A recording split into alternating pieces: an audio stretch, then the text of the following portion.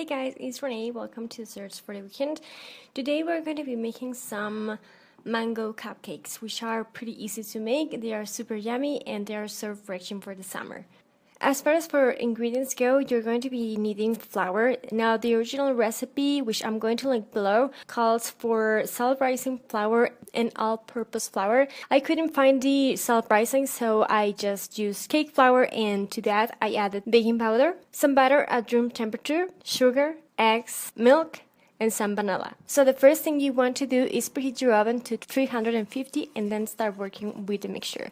So first we're going to mix the flour with the baking powder, and we're going to stir it and then sift it. And then we're going to set that aside. And then on the mixer, we're going to be mixing first the eggs for about 5 minutes until they are really creamy and fluffy. They should turn kind of a light yellow. And then to that, we're going to be adding the sugar. This is going to be looking like a sand or something like that. We're going to be adding next the eggs, one at a time, beating after each egg is added. In a separate plate, we're going to be mixing the vanilla and the milk. So what you want to do is, to the mixture on your mixing bowl, you're going to add a bit of the flour mixture goes in your mixing bowl. You're going to add kind of 1/3 of the milk that you have on your plate, on the milk. Then you're going to stir that, but don't mix it too long because it's going to be a really dense cupcake, and we don't want that. We want it to be really fluffy and really light. And then we're going to put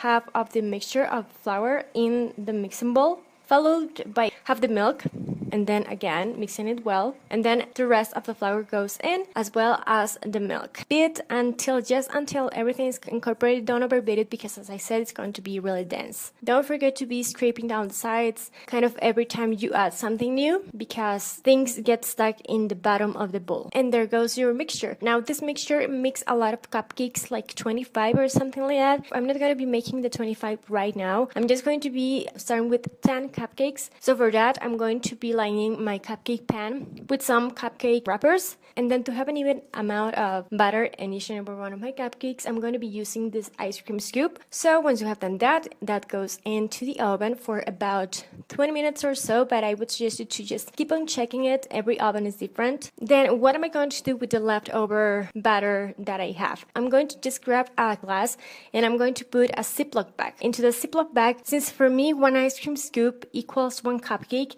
I'm going to just be adding 5 ice cream scoops to each and every one of my Ziploc bags. So each and every one of those Ziploc bags is going to be giving me, at the end of the day, 5 cupcakes. So this is going to kind of separate the mixture for me.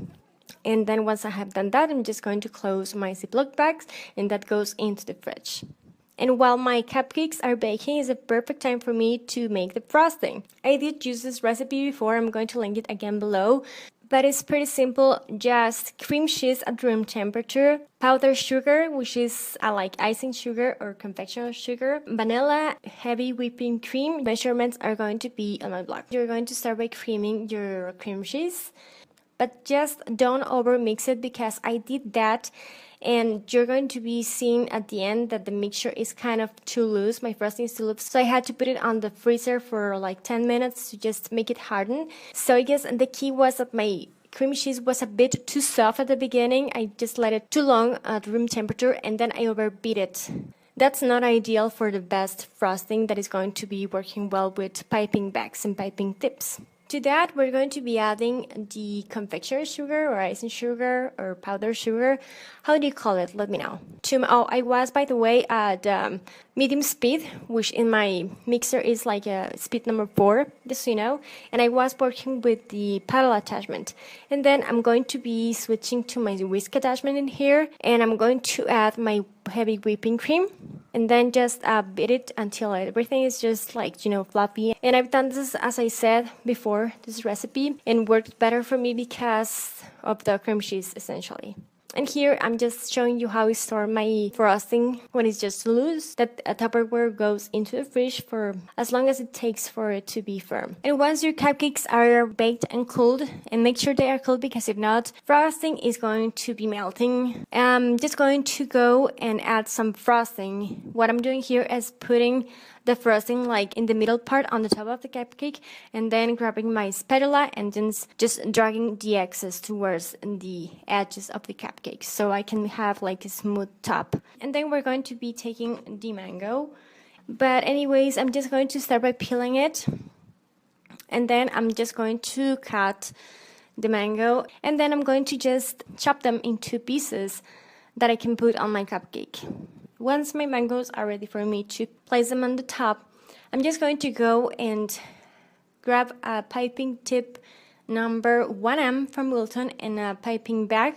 And I'm going to be just swirling around the cupcake, kind of making a wall in there. And then I'm going to just place my mangoes, being helped with my spoon. They are delicious. They are super, super yummy. If you don't have access to mango, you can always use the fruit that you have access to. Thank you so much for watching. Don't forget to tune in next weekend for the next desserts for the weekend. If you liked it, don't forget to give me a thumbs up and subscribe to my channel for more stuff.